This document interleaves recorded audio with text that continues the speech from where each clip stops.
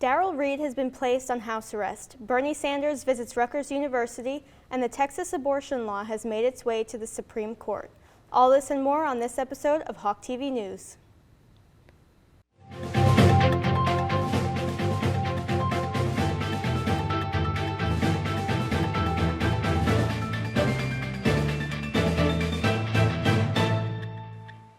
Hello and welcome to another episode of Hawk TV News. I'm Erin Mulligan.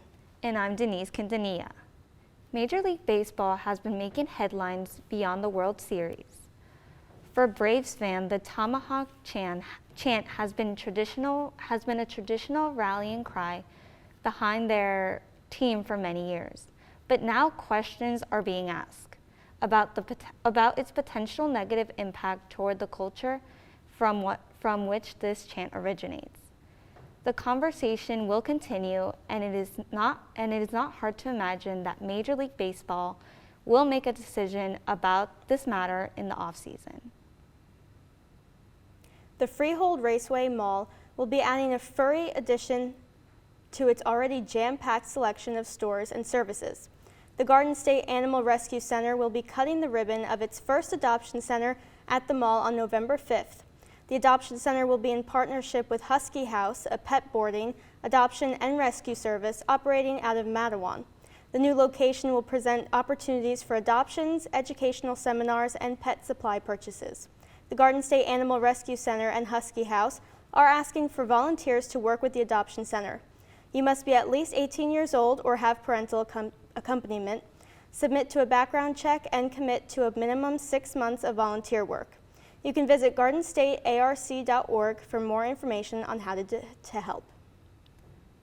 Britain's Queen Elizabeth II has been told by doctors to rest for the next 2 weeks and not undertake any official visits after a recent hospital visit.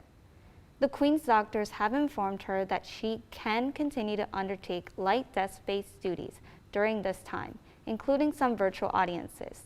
Queen Elizabeth will not be able to attend the Festival of Remembrance on November 13th and the National Service of Remembrance on November 14th. A royal source says the Queen remains in good spirits and continues her light duties. A source close to Buckingham Palace stated the Queen's hospital visit was not COVID-19 related. On October 28th, Facebook founder Mark Zuckerberg confirmed that the company's new name will be Meta, to more closely align the company's focus on the metaverse. The name Facebook will now be a subsidiary of Meta, joining Instagram and WhatsApp. The company will officially join the stock market as MVRS starting December 1st. This announcement took place at the Facebook Connect conference. The logo was also updated from a thumbs up to a blue infinity symbol. With this change, Meta hopes to make progress towards complete virtual integration in the daily lives of global citizens. We have to take a short break, but stay tuned for more Hawk TV News. I want to eat apples and bananas. I need to eat apples and bananas. Why can't I eat apples and bananas? Support the Feeding America nationwide network of food banks to help provide meals to those in need. Join us at feedingamerica.org.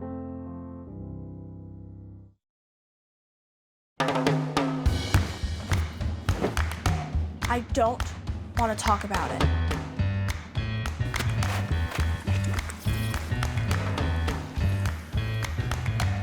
I don't want to talk about it.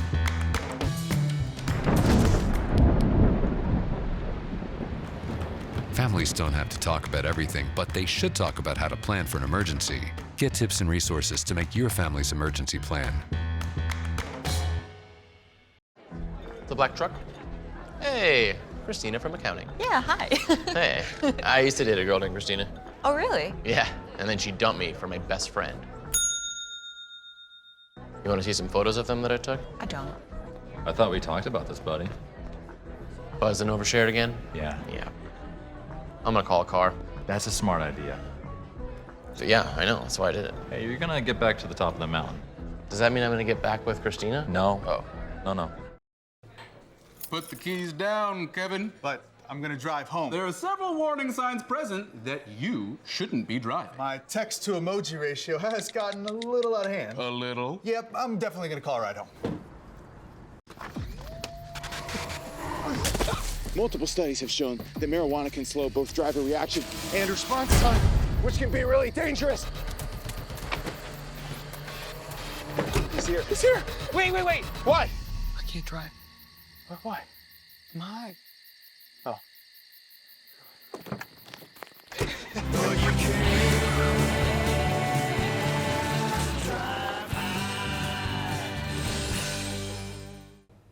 Former NFL linebacker and Freehold native Darrell Reid was sentenced to house arrest for his role in a fraud scheme against the NFL's player health reimbursement account plan.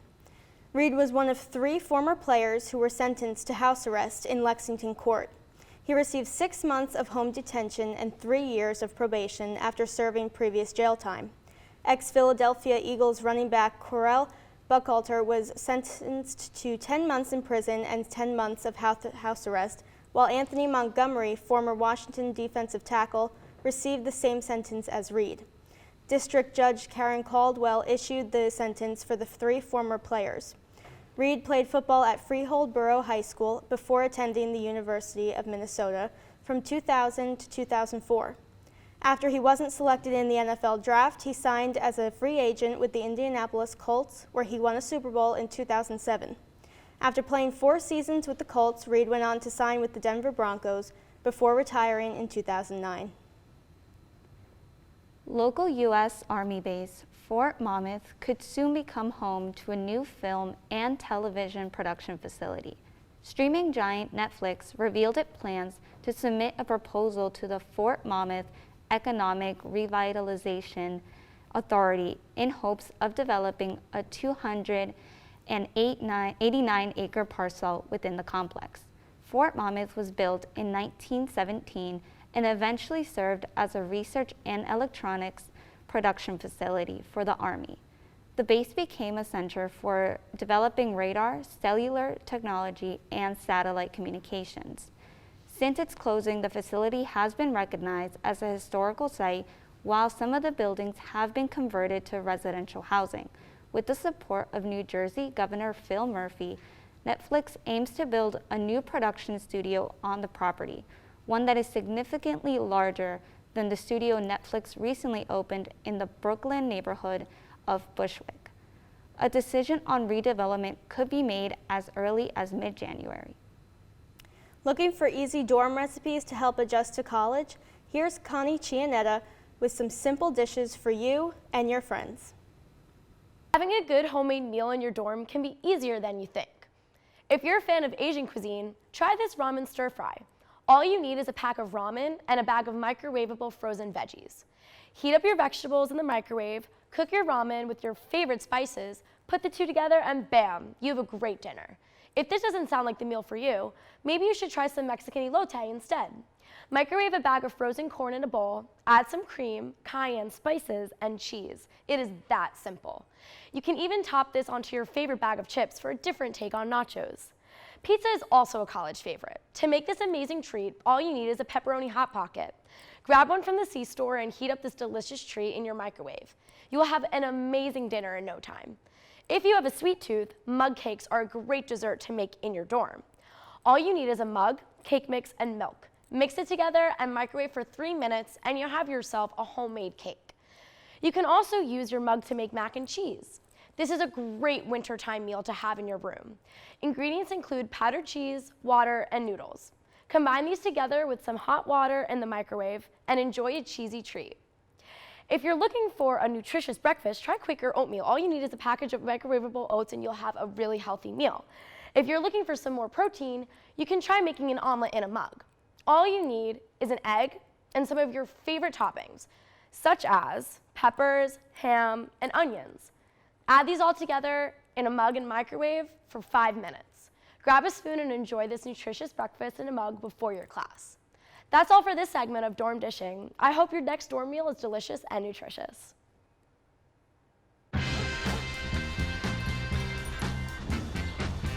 The When we adopt a shelter pet, we discover they're a unique mix of all kinds of things. Come on, Jules, spot me on this last one. There it is.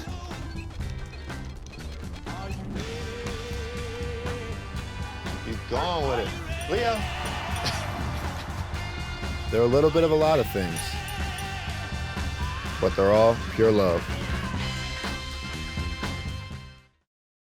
Hey, Bobo, do trees tell each other stories? I'm sorry. I'm afraid I don't know that. Hey, why don't we go find out? Listen. Do clouds take naps? I couldn't tell you.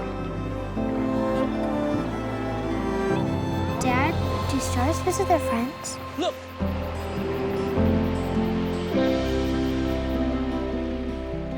There are 16 million children struggling with hunger in America. That's 1 in 5 daughters, sons, neighbors, and classmates who don't know where their next meal is coming from. Yet billions of pounds of good food go to waste every year. It's time we do something about it. Feeding America is a nationwide network of food banks that helps provide meals to millions of kids and families in need. Visit feedingamerica.org. When I was in foster care, I never knew when I would have to move. So I always had my suitcase ready to go. Then one day, I was adopted.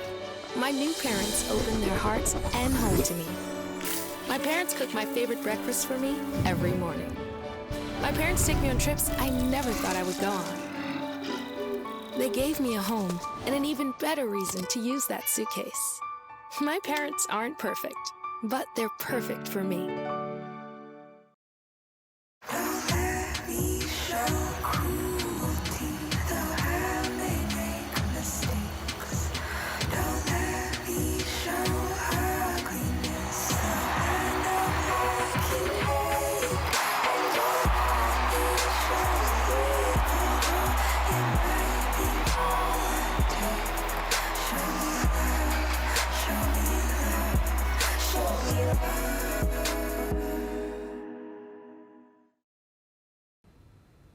Starbucks announced on October 28th that all U.S. baristas will receive at least 2 wage hikes next year. Starbucks will give baristas who have worked at the coffee chain a 5% raise in late January, and those with at least 5 years of experience could receive up to 10%. The second wage hike comes in summer when the new pay floor will be $15 an hour, while employees in some markets can earn as much as $23 an hour. The company said it will offer $200 referral bonuses and add recruiters across all U.S. markets, while also working on innovative ways to make the job easier for baristas. The pay hike comes as Starbucks hopes to attract new workers in a challenging market. On October 28th, the FBI arrested rapper Fetty Wap on federal drug charges. He was arrested at the Rolling Loud Music Festival, which took place at Citi Field in Queens. He was one of a small group of individuals that were charged in the case. Prosecutors described that the defendants were running a multi-million-dollar bi-coastal drug distribution organization. It ran from about June 2019 to June 2020, according to an indictment. Fetty Wap was previously arrested in 2019 on battery charges and in 2017 for a DUI. We have to take another short break, but we'll be back with more Hawk TV News.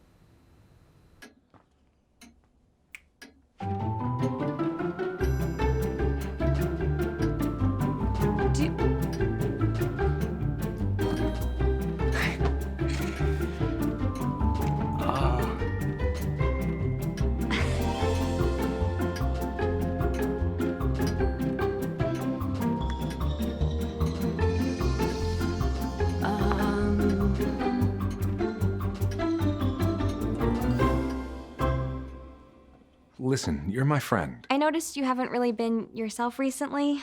Yeah, I feel like something's up. How are you? Are you okay? Is there anything you want to talk about? I just want to know how you're feeling. And listen, even if you don't know what to say, I'm here to talk. No matter what you're going through, I just want you to know I'm here. I've got your back. when you want to talk, I'm here.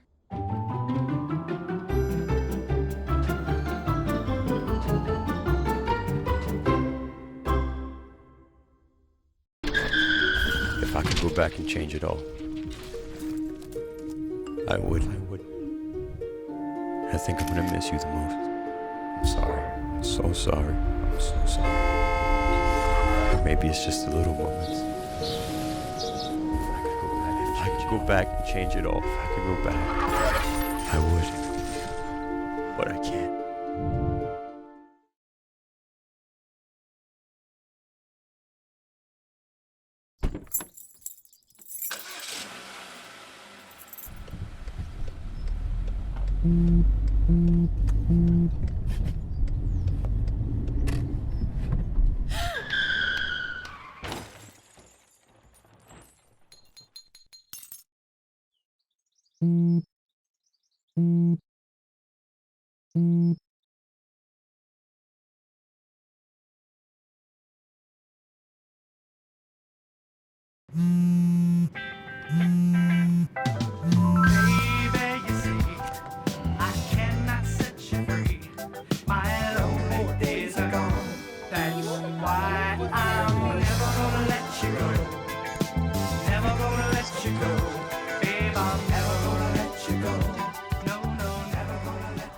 Here you go.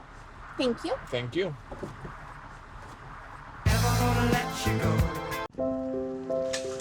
I want to eat apples and bananas. I need to eat apples and bananas. Why can't I eat apples and bananas? Support the Feeding America nationwide network of food banks to help provide meals to those in need. Join us at feedingamerica.org. U.S. Senator Bernie Sanders visited Rutgers University in support of Governor Phil Murphy's re-election campaign.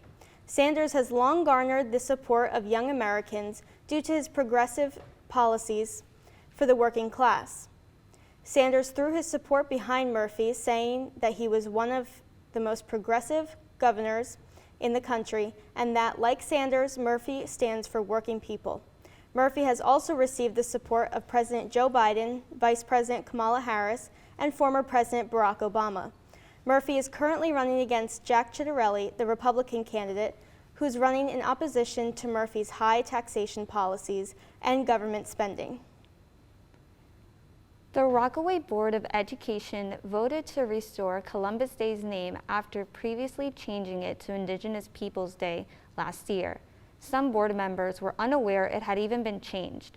They voted 5-2 in favor of changing it back to its previous name.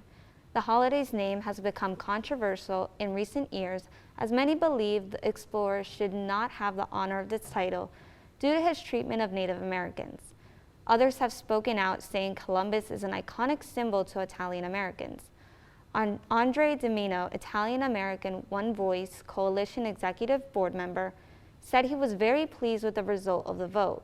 He spoke at the board meeting, urging to preserve the holiday's title, claiming, "As Americans, there is an attack on our history and heritage." School districts such as Randolph Township decided to remove holiday titles from their calendars to avoid a public backlash. The New York Firefighters Union made a plea in court to bar an order from Mayor Bill de Blasio requiring that all city workers get vaccinated. The union has already told their employees to come into work regardless of vaccination status. The order would require that each New York City employee provide proof of at least one dose of any COVID-19 vaccine. Some firefighters, police officers, and sanitation workers have pushed back against the mandate, leaving New York in danger of missing the full force of essential services.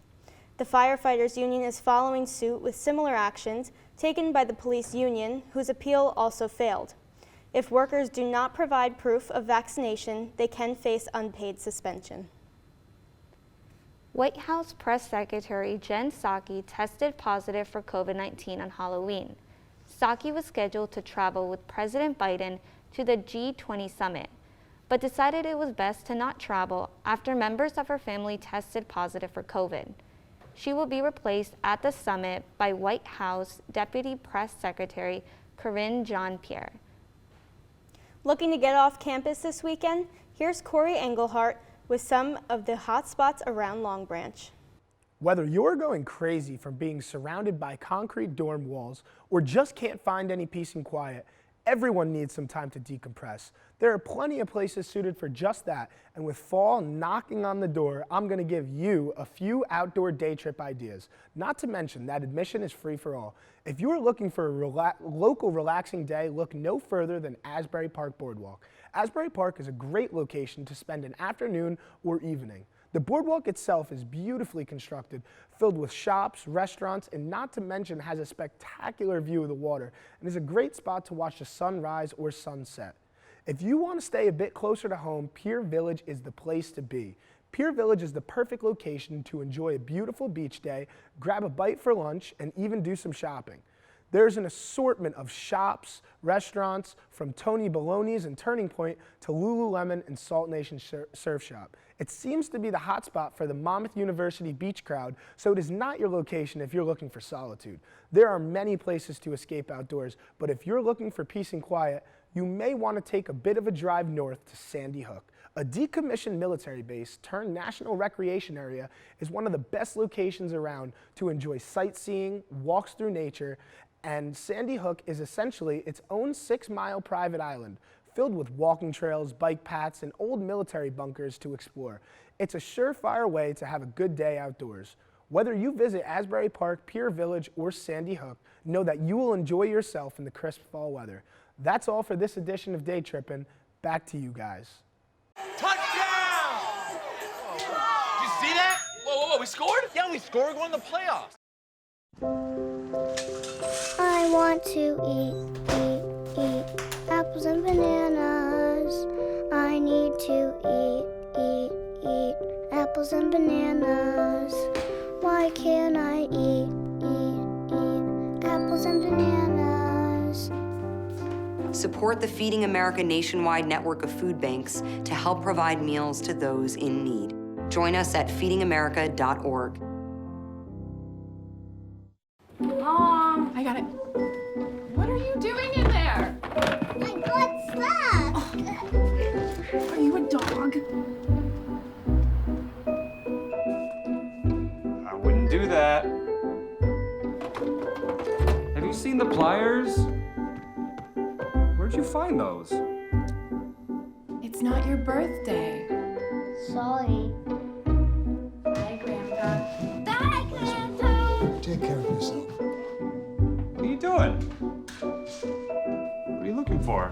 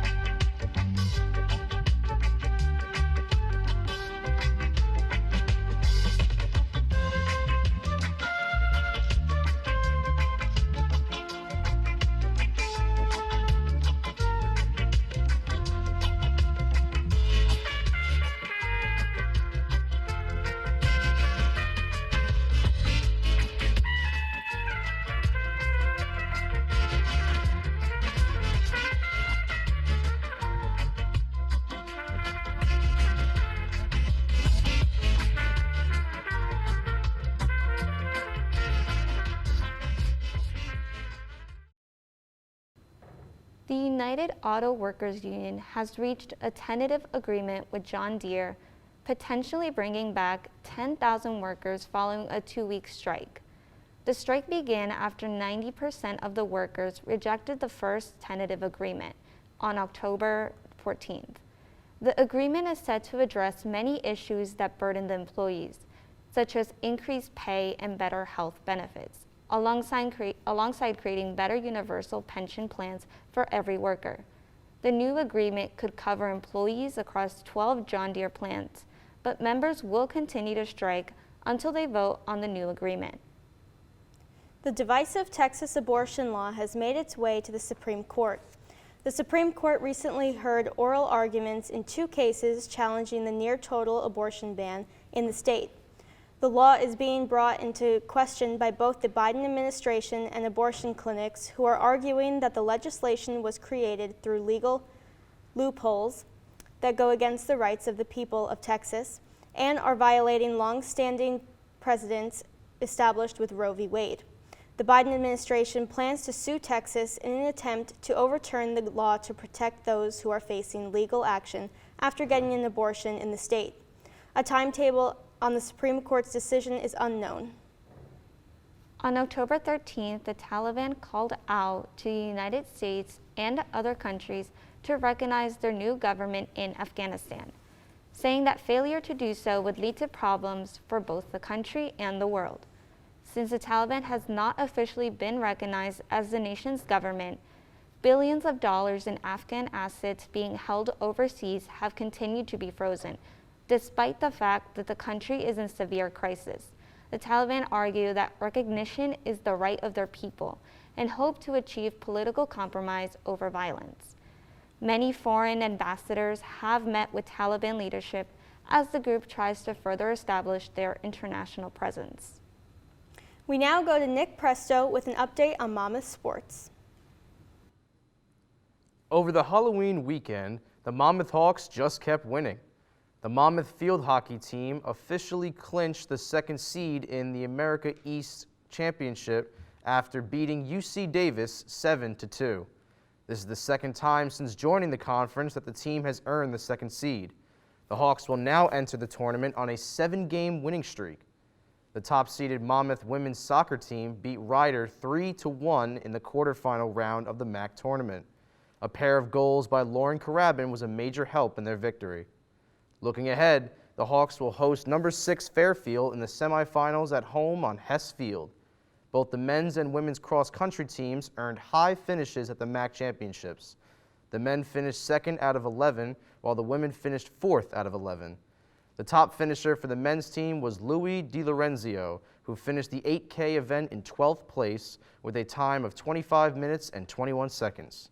For the women's team, the top finisher was Sammy Reagan-Clint, who placed 2nd in the 6K event with a time of 21 minutes and 3 seconds. The Hawks are now preparing for the NCAA Division I Mid-Atlantic Regional Championships at Lehigh University on November 12th. Finally, the Monmouth football team secured a win over North Carolina A&T 35-16. Quarterback Tony Muskett made his biggest statement to date when he threw for 2 touchdowns and ran for another pair of scores. Touchdowns were also scored by Joey Aldrelli and Lonnie Moore.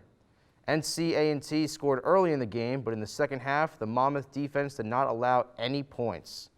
That's all we have for this week of Monmouth Sports. Back to you guys at the desk. That's all we have for news this week. I'm Denisse Quintanilla. And I'm Erin Mulligan. Be sure to tune in next week for more Hawk TV news.